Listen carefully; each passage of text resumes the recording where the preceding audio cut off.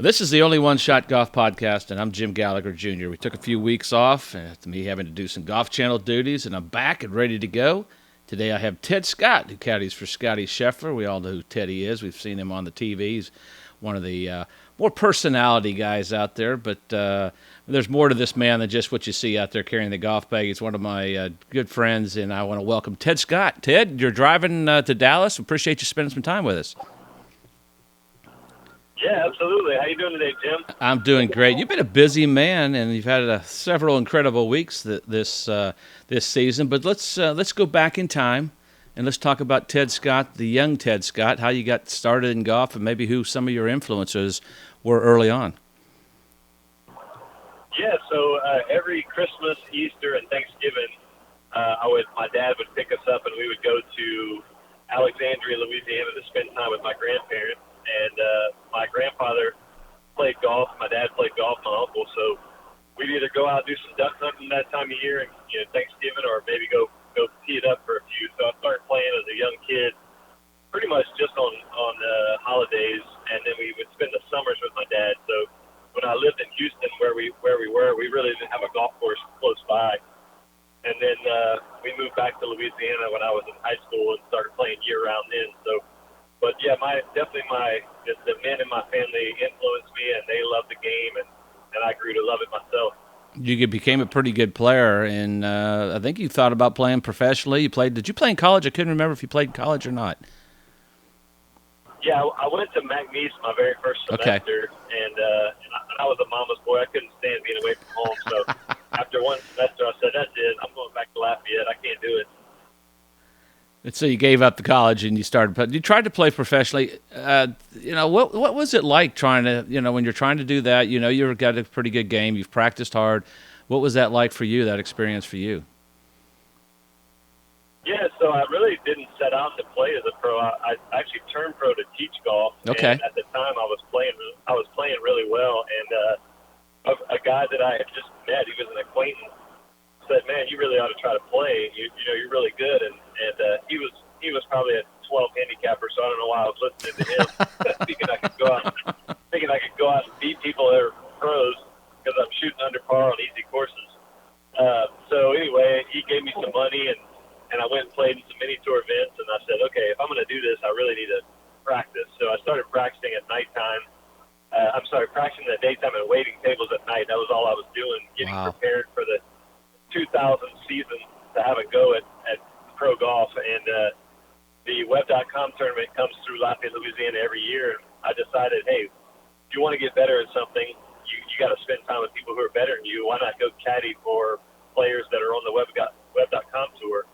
And so I went out there, and I learned, a couple things. Number one, man, I'm nowhere near as good as these dudes. And number two, caddying's pretty fun. And, that was Grant Wade that I picked up that week, and he asked me to continue caddying some more, and I thought I would do it for a couple of years, save up some money so I wouldn't need a sponsor, and then go back to playing. And here I am 23 years later, still caddying. And so it's a humbling thing to set out to do one thing, but it's also been a tremendous blessing to work for such great players. Well, you would go back to tour school, as I recall, several times, even though you were caddying. As I recall, you went back to tour school a few times there when the off season was, if I'm not correct. Yeah, I went to Q school one time, and I went to a swing instructor about a month before, and he said, "Man, we got to change your swing." Oh boy! That was the dumbest thing I could have done. I had no idea where the ball was going. It was awful. I was probably the worst I'd been playing the one time I went to Q school, and I was just like, you know what, this is just way too hard. I'm not prepared. I don't know what I'm doing. So I was pretty lost when I went to Q school, and I was very discouraged. I love to compete. I've competed at a decent level on many different games and sports, but golf, I don't really have a great resume other than shooting a bunch of under par rounds at home. The rest of my golf game is pretty weak. So. Well, you had some pretty good games with Mike Heinen, who won in Houston, and Kevin MacArthur, who's caddied some. Kevin was an assistant pro for years. You've had some pretty good games down there in the Lafayette, Lake Charles area. Y'all could kind of get after it, couldn't you? Yeah, for sure. I mean, my greatest victory over Mike Heinen was we were playing in a practice round in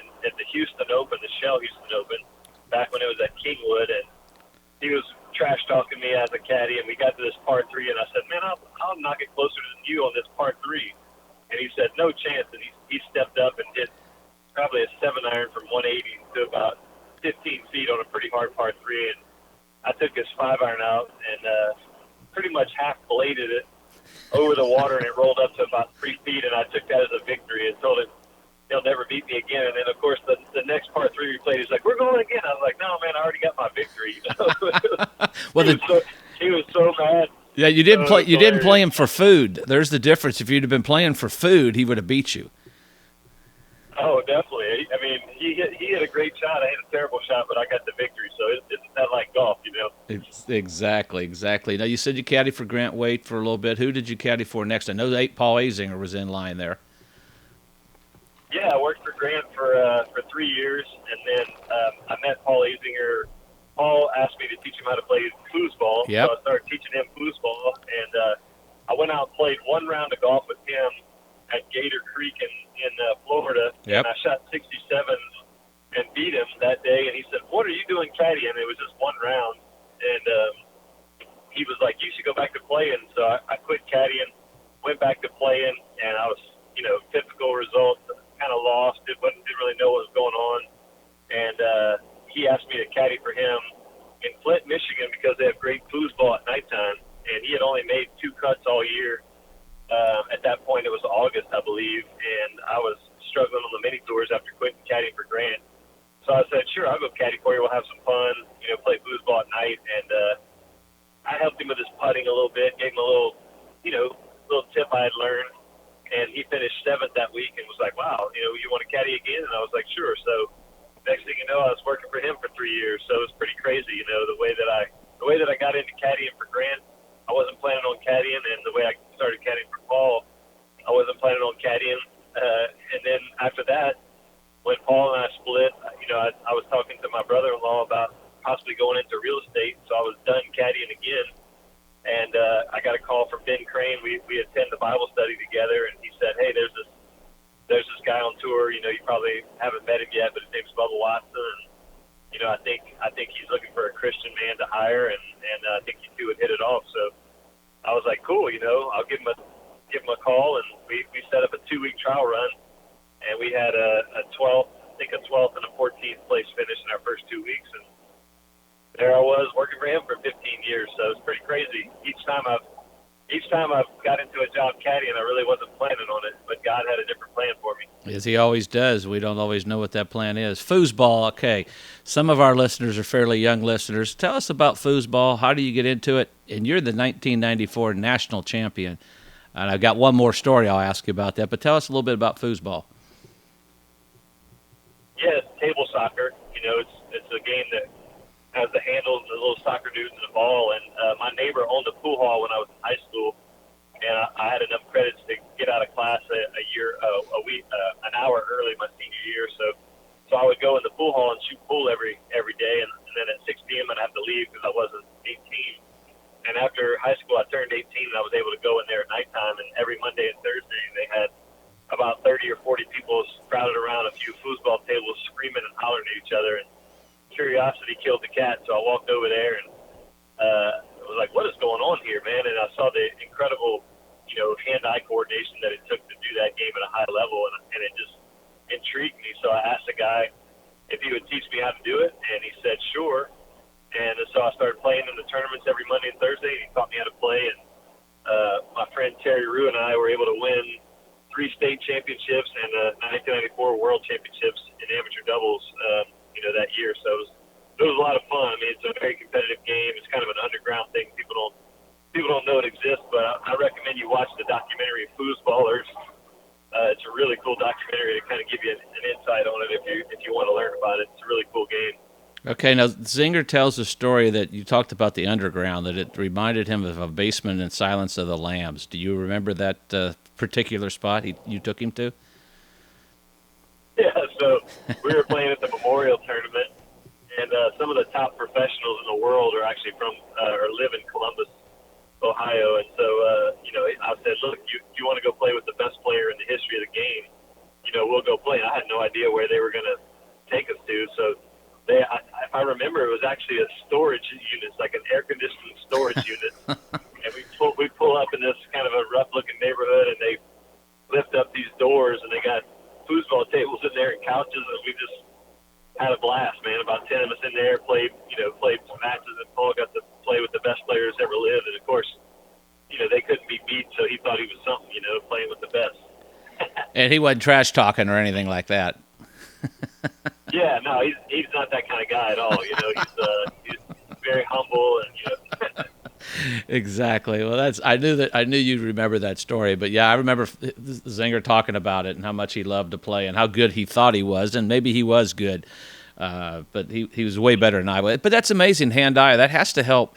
I mean, that shows how good an athlete you were, and hand-eye with golf and all those other sports. I mean, that's an amazing thing to find that. It had to help your golf game, I would assume.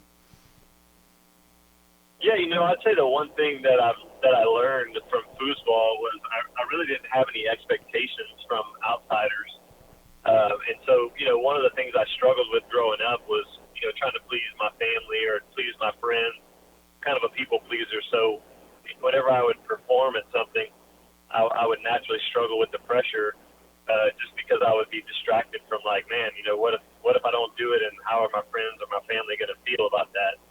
And with foosball, nobody cared, so I truly could play it for the reasons that I wanted to play it. I just love to compete, and I actually love to compete at everything, but I often get distracted from outside things. And with foosball, I didn't experience that. So the one thing that I was able to learn, looking back on my foosball success, was that I was passionate about the competition. I worked hard, prepared, my skills, kind of brought my toolbox to build the house, so to speak. And when I got there, it was about competing because it's what I love to do, not because I need to do it for some reason. And I think that allowed me to have the freedom to make mistakes and learn, but also have the freedom to go for it when the pressure was on and have success at a high level. And that was something when I played golf, I really wasn't able to do, mainly because, when you play golf, everybody's like, oh, I heard you're playing in a tournament, you're probably going to win. And they put all these expectations in your head. And if you don't have the confidence to do that, then it just makes you even tighter. So, now that's one of the things that I coach golf. I'm very passionate about helping other people to reach their potential and trying to keep them from being distracted, because when you first start playing the game as a little kid, you play the game because you love it, and you might play in some tournaments because you love it. And then as you get better, each level you step up, the noise gets louder. And I've even mentioned that to Scotty, after he won the Masters. I said, get ready, buddy. It's about to get loud, and it really has. It's been a little bit of a difficult journey, I think, for him even, trying to deal with all the extra stuff, because he's just like me. He's a guy that loves to compete. He loves games, any kind of game, and that's what he loves to do. But, the world will put the expectations on you, and you feel like you have to live up to it, and that makes the game difficult. So that was what I learned from foosball, and I try to pay that, forward with people that I run into. Oh, that's such a great comment, because I talk about that when I'm doing live from expectations. It's the personal expectations, and we all know Hal Sutton, and he told me, and he's been on my podcast, and we talked about personal expectations. And I said, they compared you to being the next Jack Nicklaus. He goes, well, how could I do that? I mean, it strangled. It got to the point where he almost hated golf over it, and I think we're all guilty of that. We've all done it, and I think that's great that you've learned. It's kind of unique that you learned it from another sport or another game, and now passed it on to even the Scotty Schefflers, the Bubba Watsons, all these great tour players. They have personal expectations, and you see it every week that it gets in the way. But do you remember your first win as a caddy? Yeah, absolutely. I remember it, very well. But we were playing in the Travelers Championship in 2010, and 2 weeks prior to that was a qualifier for the U.S. Open at Pebble Beach, and Bubba didn't make it, and he was just flipping out. And I sat him down and I told him, I don't want to caddy for you anymore if this is the way you're going to be on the golf course. And I just said I just don't want to be this unhappy, because of a golf ball going in the hole or not.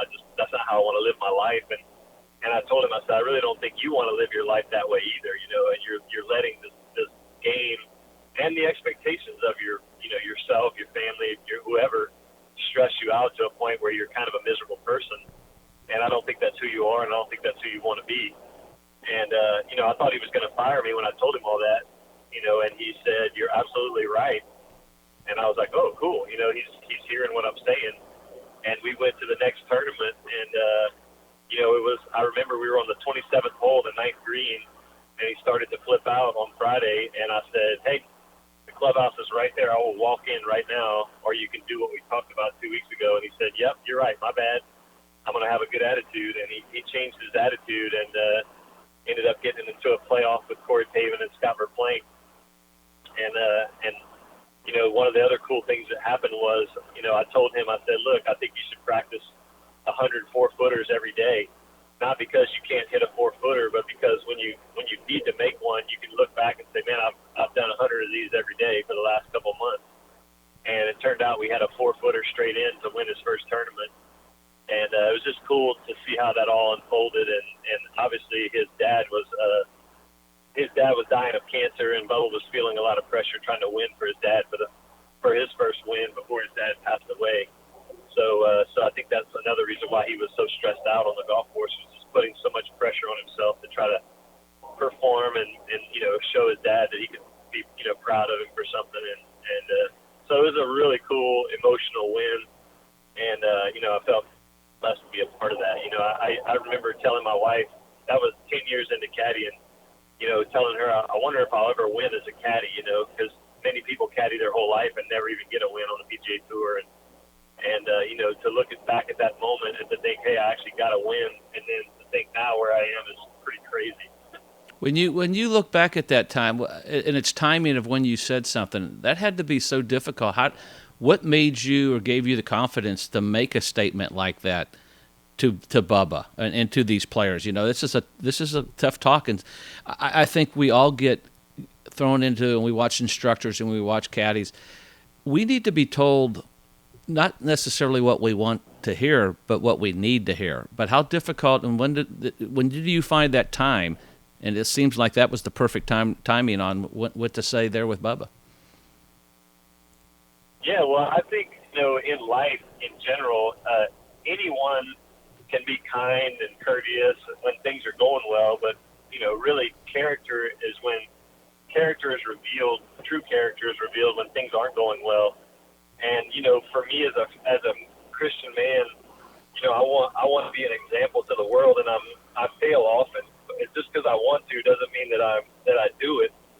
But I want to, and the fact that I want to means that I need to surround myself with people that will hold me accountable when I don't meet the expectations that I should. And so, for me, I wanted it to be a priority for Bubba to be a great man before he was a great golfer. And the reason why is because, winning a tournament is fun, but there's an emptiness if that's all you live for, because the next week somebody else wins, and now you're left with what? Where did my glory go? But if you're a great person and a great man, and you surround yourself and create a life for yourself that is wonderful, and you can be a blessing to others, then you really have some substance there. So when I saw Bubba telling me that he wanted to be an influence on people, and he wanted to be a hero to kids, and he wanted to do these great things, and then he wasn't doing those things on the golf course, I could either sit back and go, well, this sucks, or I could step up, even though it was the most difficult talk I've ever had, to look somebody in the eyes and say, hey, you're being horrible right now, and this is not good, knowing that, hey, man, he could fire me, and, maybe I'm about to lose my job, and I think my son was going to be born very soon, and just kind of like, okay, there's a lot to risk here, but what's even riskier is for me to let a friend continue down a path. It'd be like if you have a friend that's an alcoholic and you just don't say anything because you don't want to hurt his feelings. It's like, man, this is detrimental to your family. So I just looked at it as a character that he needed a reflection, a mirror to see his behavior and hold him accountable to that behavior. And he wanted that, and he received that. And not everybody's ready to receive it, and it could have just as easily went the other way, but I think I would have had peace of mind knowing that I had planted that seed, and maybe somebody else could water it in the future. But God had already prepared his heart, so he received that word, and that was, a really cool, special moment that I was able to participate in, knowing that I had a part in changing his life for the better. That's a great joy that I have, that I can look back on and say, man, that was so cool, and winning was just a manifestation of him being a better person. That's some powerful stuff. Was that the most nervous you've ever been caddying? Yeah, yeah, I would say that was big, and then more recently, uh, I, I've been nervous at Ryder Cups. I was very nervous in the 2016 Ryder Cup when they were coming back to beat us at Medina. I felt a lot of pressure there.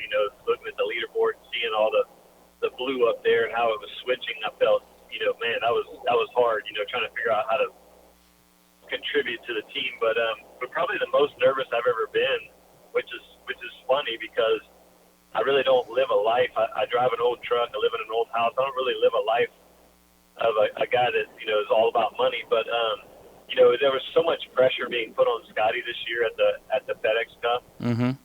World number one, winner of 4 times, this, that. He's going to this because he's going to $18 million. It was just like the noise was so loud, and I could tell that it was going to be difficult. It was going to be difficult to perform in that final round, just because the noise was so loud. It was like, I think if Scotty was a 10-year veteran, it wouldn't have been so difficult. But being that he was fairly new on the tour, I just kind of felt a little bit lost as a caddy. Like, man, how am I going to help my guy relax and just do what he does? Because the cool thing about Scotty is he doesn't care about money either. He really doesn't. I mean, the dude's like, he just loves to compete. But all everybody could talk about was $18 million, and it becomes a distraction. And then we get paired with Rory, who's an incredible competitor, who's just going to be swinging free no matter if he's 8 over or 8 under.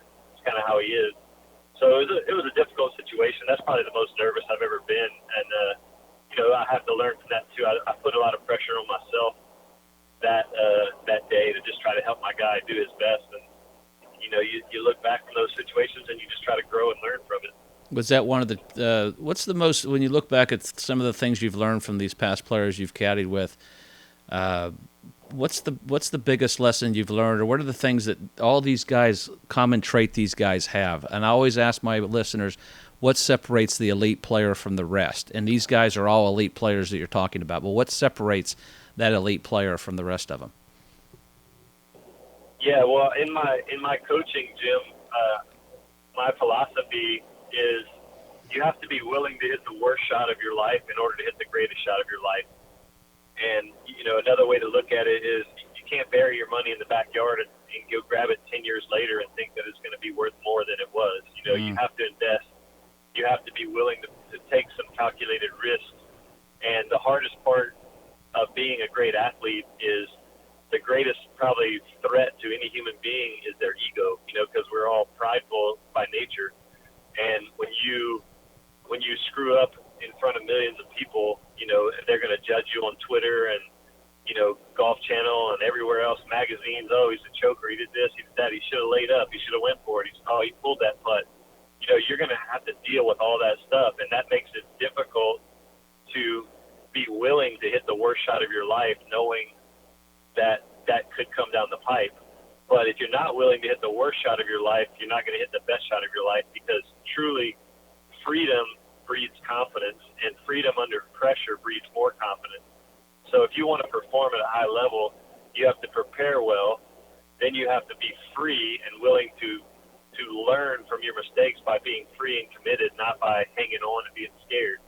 And the players that I've been around that are talented, that don't reach their potential, they always have a little bit of hang on when it matters. And the players that seem like, man, this guy is not that good, but when he gets in contention, he wins, they seem to be like so willing to screw up that they're able to hit these great shots under pressure. And if you think about the way God designed us, with the flight or fight response, fighting is often the best way, and the people that are willing to stand their ground and fight do great things. And it's the same thing in sport. You just got to be like, hey, I'm not going to run to this situation. I'm going to stand right here and I'm going to swing at it like I mean to hit it right here. And if it goes over there, it goes over there. But I'm trying to hit it right here, And that's a hard thing to do, but it's really a decision.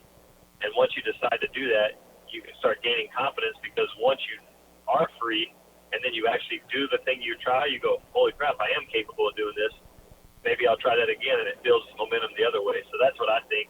That's been my observation over the 23 years of caddying on tour of what makes great players. That's a pretty good observation. Talk about decision making.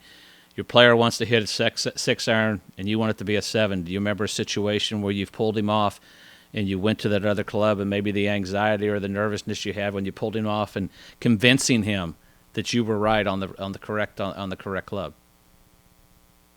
Yeah, one of the most memorable moments that actually, created a lot of hate for Bubba, and it was a mistake on his part to respond that way. But you might remember the shot he hit it on number 16 at Hartford, the par 3. He had just birdied the 15th hole to take the lead by 1, and we got up on that the 16th hole, and it was 157 yards to cover the right side, and he hits a normal 9-iron 165 yards with no wind, pretty straight, and he wanted to hit a big hook because the pin was on the right, and typically when he was nervous, he would hit a bigger curve. And so I gave him the number. It was probably like 180 yards or something like that, and it was into a pretty good wind. And he said, 8-iron, and I said, no, man, it's a 9. He's like, you don't think 8? I go, no. If you hook this, it's definitely going to be, it's definitely going to be too much club. So you got to hit 9. And so he hit the 9-iron, and as soon as he made contact, a huge gust of wind came up.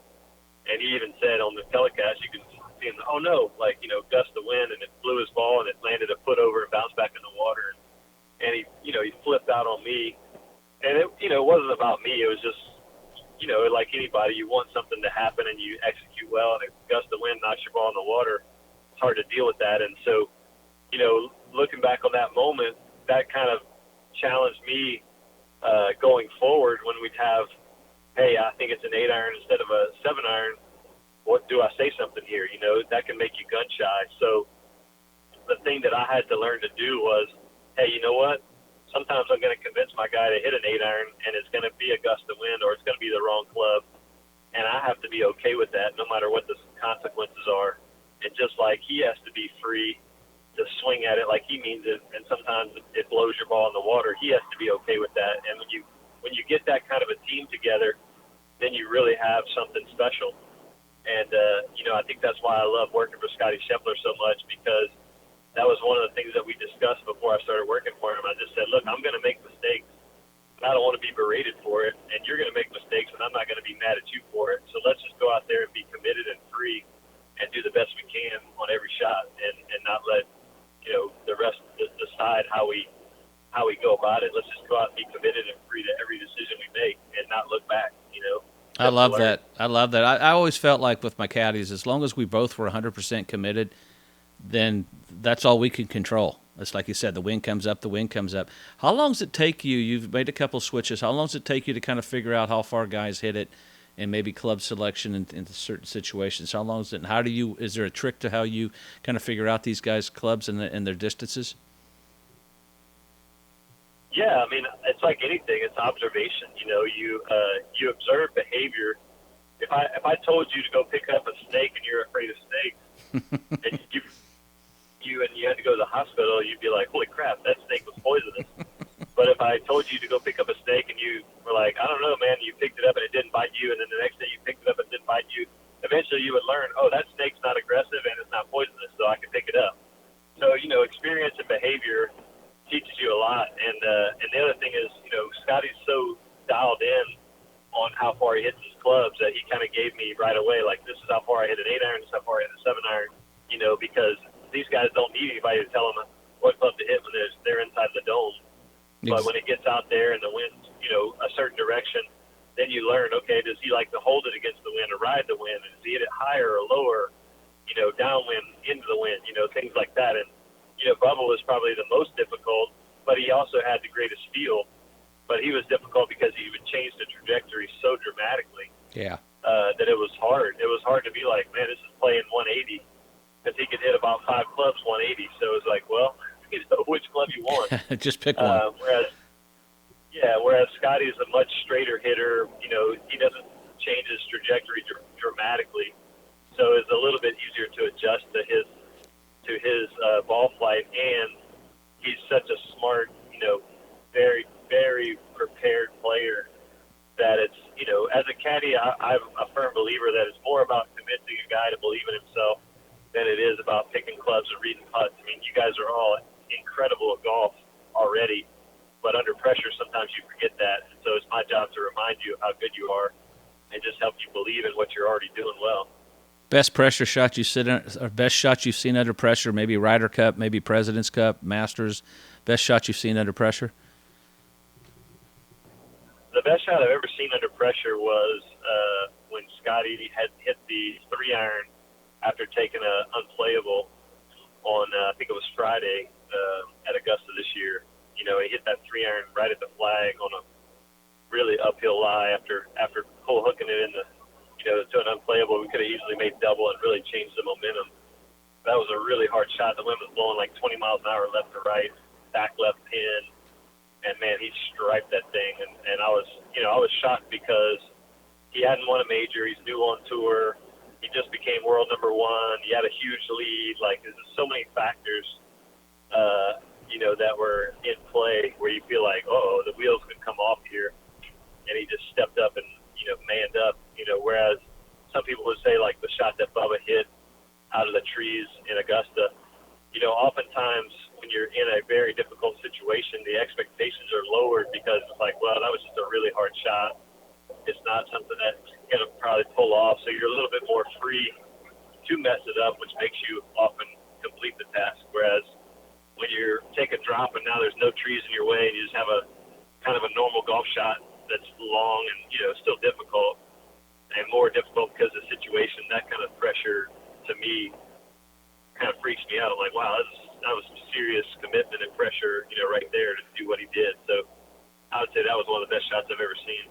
You talk about pressure, Ryder Cup. How have you seen the Ryder Cup change? The American teams starting to really get it together, and the future's bright for them. How have you seen it changed over the years that you've been caddying in Ryder Cups?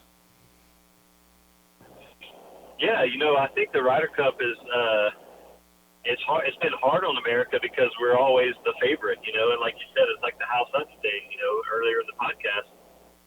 It's like, well, you're supposed to win. So that whole you're supposed to win stuff, puts a lot of pressure on you to perform and can often get in the way of what you're supposed to do, which is just go out and do your job and do what you normally do, and that's just play great golf. So I think over the years we've started to realize, like, hey, we really aren't the favorites. After you win, you lose 5 or 6 times in a row. You're like, okay, yeah. I don't care what they say on paper. We better freaking go out and just play some good golf. And there's nothing that coaches can do to make that happen, but there's certainly captains can do to make that environment fun. And I think that's really the cool thing about Freddie Couples and the President's Cup is that you always kind of feel relaxed playing for Freddie. He's just kind of like funny and laughs and cuts up and, makes it kind of seem light. And these guys seem to perform well when you can help them relax. So that seems to be a good formula going forward, is like, hey, get in there, relax, trust in yourself, and have some fun. Enjoy the moment, instead of like, you better go out and win this or else, Right. It just feels different. So I think that's helped us do well. No question. Back to Augusta with Scotty Scheffler. I remember sitting on the live from set, and I said one of the factors and that we aren't really looking at is the Ted Scott factor. He's been there with Bubba. He's won with Bubba. I think at the end of the week that's going to be a big factor. Did you have a pinch me moment when you're coming up there the last few holes with Scotty that you have a chance now to be on the bag with another win at Augusta?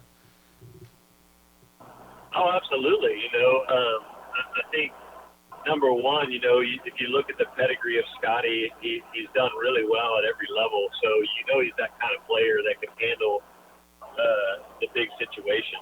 And so I think that was a very encouraging thing, to be standing next to a guy that you feel like, man, this dude, he's ready. He's ready to get this done. And then as we're walking up 18, knowing we could 4-putt or whatever it was, it was a pretty surreal moment, and I told him, I think I actually paused the 4-putt because after he hit his first putt, I just said, take it all in, man. Like, turn around and, look at all this and look at how cool this setting is. And, boy, did he take it all in on the next 3 shots. He sure did. Hey, you got to make every moment count. Yeah. Tiger actually heckled me. We saw Tiger recently somewhere, and he made fun of me. He's like, nice read, Teddy, and I was like, yeah, it's pretty much my fault.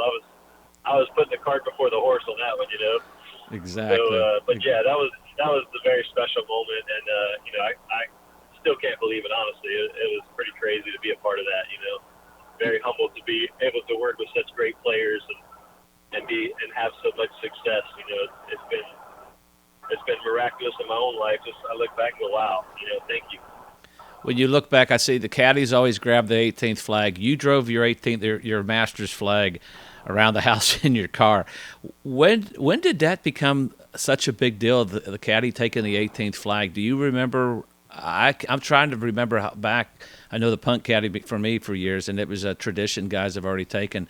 But that's pretty cool tradition that the caddies get the flag on the last hole. Yeah, I remember one year at Riviera, about one Riviera, and I was taking the flag off. And they're like, "Hey, buddy, there's one more group." I'm so excited about it. I forgot there was a group behind us. That's awesome. So yeah, man, it's something that you look forward to. It's a cool thing to take home and be like, man, I was a part of this. It's something a little more than a memory. You can look at it and go, wow, dude, I can't believe that happened. So very cool tradition, and I hope to collect some more just because it's fun. It's fun to unscrew that cap. And I have a really funny story with Louis Oosthuizen. So the very first week I worked for Scotty was at RSM, and Louis and Bubba were always heckling each other, really bad. They have some really funny trash talk, but really brotherly love, and they're hilarious because obviously Bubba beat Louis in the playoff Right. to win the Masters. So, Louis kind of bitter towards Bubba in a fun way. And at the end of all their trash talk, Bubba would always, come back with, "Have you ever seen me hit a shot off Pine Straw?" It's kind of like his go-to. And, so it was a really fun banter. Well, so Louis would heckle me a lot too because I was caddying for Bubba. Well, we ended up getting paired with Louis at RSM my first week working for Scotty, and we're on the second hole, and I go to pull the flag out, the pin out, and as I pull the pin out and kind of tilt the flag down, the flag itself flies off the pin, and Louis says something like, he makes fun of me like, "There he goes again, you dummy, I can't believe you hired this guy," or something. I don't know what he said. And it was the greatest heckle of my life. And I said, "Oh, my bad, Louis. When I saw you here, I thought it was time to take the pin off, the flag off." That's awesome. It was like the greatest heckle I've ever had in 23 years. I was like, one, I couldn't believe that came out of my mouth. And two, Louis is such a great sport that he loved it. He thought it was hysterical. And Scotty was like, "Oh my gosh, dude. Oh, Dude, yeah. I can't believe you just said that to Louis Oosthuizen." So that was funny, But yeah, it's a cool tradition, and I hope to do it some more. And I really admire whenever caddies get to do it, and I get pumped up, especially when someone has worked hard for a long time and finally gets to do that. It's a cool experience. One of my favorite things you do, and you do a lot of cool stuff on Instagram, is your Sunday sermons. And my family are big fans of your Sunday sermons. We live across the street from North Greenwood Baptist Church here in Greenwood, and 50 yards from the church. And our faith is important to us. It's important to you. Why did you start doing those Sunday sermons, and how did you come up with each one each week? It's such a powerful message that you give each and every week you do it. I know my fan, especially my son Thomas, is a huge fan of those. Yeah, it's been kind of crazy. I mean, I really, I don't even know how I got started doing it. I guess one day I just decided to put something that was on my heart out on Instagram, and it happened to be on a Sunday, and I was like, oh, Sunday sermon. And then I was like, well, that's kind of cool. And then, next thing you know, I had another thought. And, I think there's a teacher inside of me. I love to teach people. I just love to share information that I've learned from so many great people. One of the blessings I got when I was about 19 years old was a young man who was 18 told me, he said, "Ted, every man is superior to me in some way, therefore I can learn from him. Even a bum off the street has something to teach me." And that was so powerful to me. I was like, wow, man, that's so cool. So I started looking at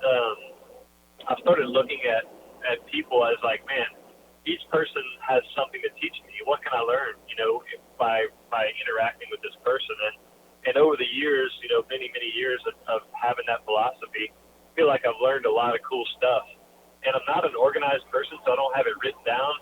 But these things, I'll just be hanging out, and all of a sudden this cool thought pops in my head. I'm like, wow, that's cool, man. I need to share that. And so that's how I come up with them. I don't have a schedule. I don't have a script. I just basically, get a thought in my head and I try to remember it. If it's Wednesday, I'm like, oh, I need to remember that until Sunday. And then when Sunday gets here, you know, if I have a message, I'll get on Instagram and just try to speak from my heart, whatever comes out, and hopefully it encourages someone.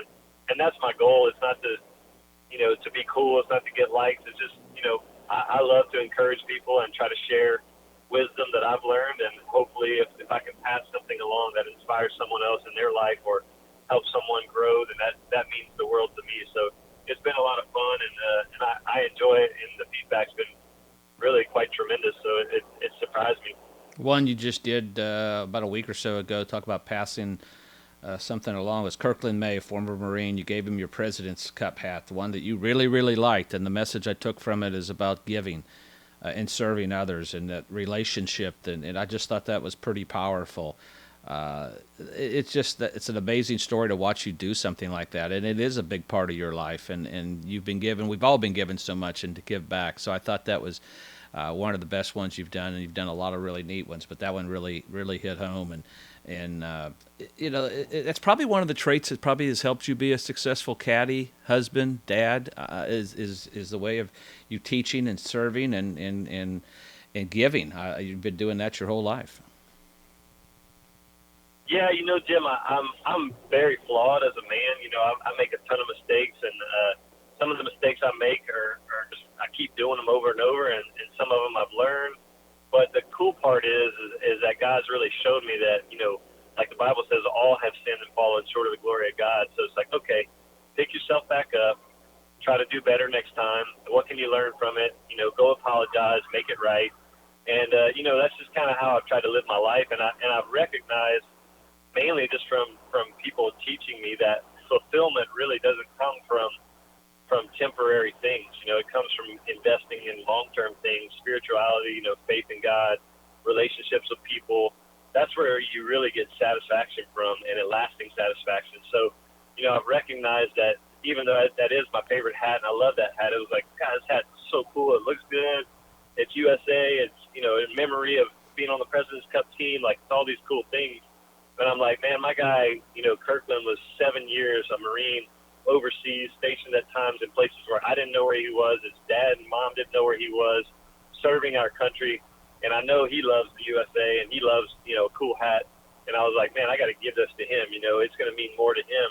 And then how cool was it that God, you know, honored that and had John Sweary, you know, see my thing, and then he had another one, and he sent me one with a cool note. I'm like, wow, this is amazing. Now I have a hat. He's got a hat. You know, it's like, it just worked out so cool. But really the fulfillment that comes from investing in people and relationships is really an awesome thing. I'll share a quick story with you. I ran into Larry Fitzgerald. I'd met him through caddying for Bubba, and great guy, great man. And he told me, you know, he said, you know why I think my life is so good? Because I was like, why is your life so good? He's like, you know why it's so good? He said, because all those years I played in the NFL, I invested in relationships, and now that I'm retired from the NFL, I have so many great people in my life, so many wonderful people in my life that I can spend time with, and so many great things to do. And he said, you know, a lot of people, they don't get that opportunity. They don't invest in people and invest in relationships. So when they retire, they have lots of money, they got lots of fame, but they don't really have substance. And that spoke to me. I was like, man, that's powerful, dude. You know, because Larry's just such a great guy, and he just, when you meet him, when you hang out with him, you're like, God, I just like this dude. Like, I want to be like this guy. Why is he so fun to be around? Why is he so happy? And when he said that, you go, there it is, man. You know, so I'm trying to be like Larry and trying to be like other men in my life that I admire, and just hopefully share that info with other people. Oh, that's so well said, because I always ask, I asked Archie Manning, you know, what's life after the NFL? What's life after sports? I mean, because I've been blessed to be able to go to work for the Golf Channel, you know, doing something I can do pretty well, and that's talk. So I could, that's the thing. Golf's been so great to me, and the stories I have, and like you said, the relationships, the people you meet along the way. I mean, that's what makes our sport so great. But my son Thomas had a question. He said, if you weren't caddying, what would you be doing? It sounds like you'd be teaching and golf instructing, something like that. Is that something you probably would be doing? Yeah, actually, when I split up with Bubba, that's what I talked to my family about, going back to doing this, you know, full-time coaching. My coaching had grown a lot. You know, I was actually coaching a ton the last few years, working for Bubba on the side, and and just really the passion that I have for the game of golf, but even more, like we just talked about, is the passion I have for people and investing in people and trying to help people's lives become better. That's something I love to do. And then, because of that, a lot of my friends have said, man, you should be a pastor, So I'm like, well, I don't know about that. I'm not very diligent in a lot of things. I'm more of a wing it type person. But yeah, so that's probably what I'll be doing, just teaching and coaching and just sharing with people information that I've received, that's helped me in my life. Well, this has been an amazing podcast, and I always kind of like to end it with, remember, whether in life or golf, you may have only one shot. You got to make it count. Teddy, you sure have made it count with a lot of people's lives. We wish you all the best, you and Scotty, and appreciate you spending time with us. We're going to get you back on again. We get to tell us a few more stories. May have to do some Sunday sermons and do one just special on the Sunday sermon podcast. I think that'd be kind of cool. But we appreciate you spending time with us, and be careful on your drive up to Dallas. All right, my brother. Thanks, Jim. I'll talk to you later, man. Wow, was that a powerful message? And we appreciate Ted Scott spending some time with us on the Only One Shot Golf podcast. So many great things he had to say. One of the good guys and caddying for one of the really good guys on the PGA Tour. And I hope you enjoyed this podcast we've had with him. We'll have to definitely get him back on. Some great messages for all you out there listening. And I want to just give out a special thanks to Steve Azar for allowing enough to use his music. And don't forget to get your copy of Only One Shot. That's available on Amazon, written by VJ Trolio, the teaching professional at Old Waverly Golf Club. I'm Jim Gallagher, Jr. Until next time, we'll see you later.